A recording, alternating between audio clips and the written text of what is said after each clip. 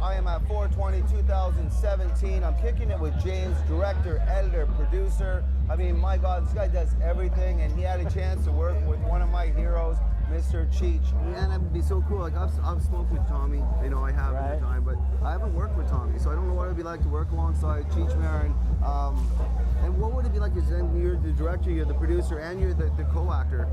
Well, it's the bigger the star, it becomes easy because the acting is effortless. So in some ways, it's easier, and by being the writer and director, so I'd be in a scene with Cheech, and if things weren't working the way I'd want, I'd just keep the camera rolling, and I would say, "Let's do it again like this." Really comforting thing for a guy like Cheech.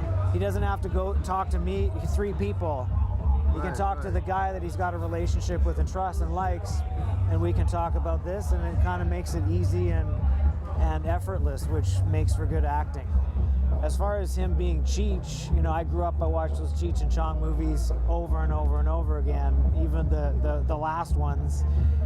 So, but you kind of forget it's Cheech from Cheech and Chong, because it's a serious movie, it's a crime movie, and he's not playing that character.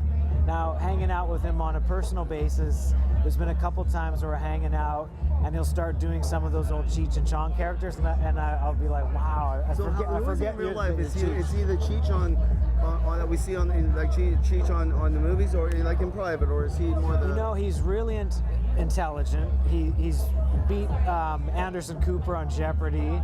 He's the biggest and best Chicano art collector in the world, and has an encyclopedic knowledge of art. He's highly again, intelligent. Tommy, as you know, is a real weedhead, and so he really does represent the cannabis culture, if you have it. Yeah. Now, on that note, now here in Canada, the Canadian government has tabled legislation to legalize, and in my own opinion, monopolize, will basically allow large corporations to sell cannabis in the country of Canada, while maintaining a heavy hand of the law on anybody that dares, you know, share a joint or share even genetics, so they can teach each other to grow. How do you think this movie ties into legalization, not only for Canada, but around the world? I think it will be a historical piece because it takes place while marijuana is becoming legal. And that's it's gonna be legal soon in Canada, United States. It's heading there. So it's a slice of history, and I think that, you know, it's a crime movie, there's a murder in it, and my idea with any kind of political thought that might be floating around while I was making it is what a waste that it's been illegal, and we've had police resources policing marijuana, and what a waste, because now it's legal and we wasted all that fucking time, money, and people's health. Today I should say, why did you? I called it Dark Harvest. This is the most authentic weed movie ever made. It's completely legit, and it's I don't want to give too much away, but it's a noir movie.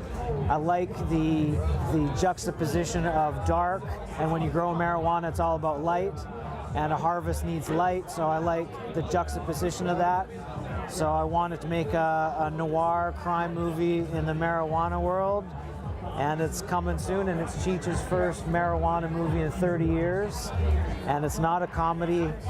He plays a godfather of marijuana, and it's a very serious noir thriller. What's coming next for you movie-wise? What are you thinking in your I've got 3 other movie ideas I'm developing, and Cheech and I like each other, and we like working with each other, so definitely he's very high on the list for a next movie.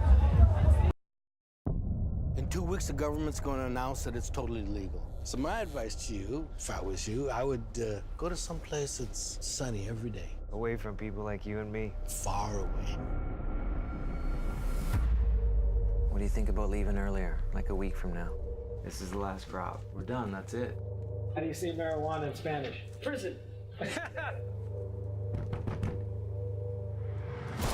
Someone cut 105 plants down and killed Earl. My life's in those bags. Whatever you do, don't go to the old spot. Police! We have a homicide, and you're the only one who was there alone. Your internal investigation's prime suspect. What? You're suspended. You have to go. Once you get it, you have to go. I'm taking you in.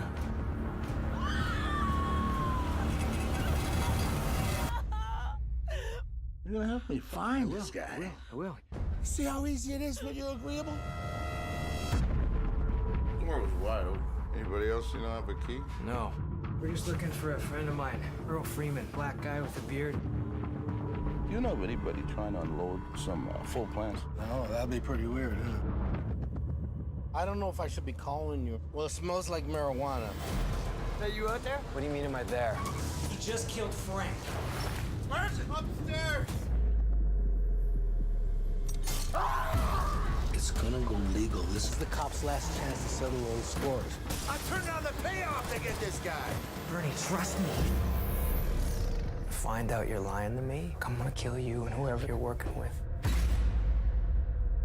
This bear trap thing's coming down on you, brother.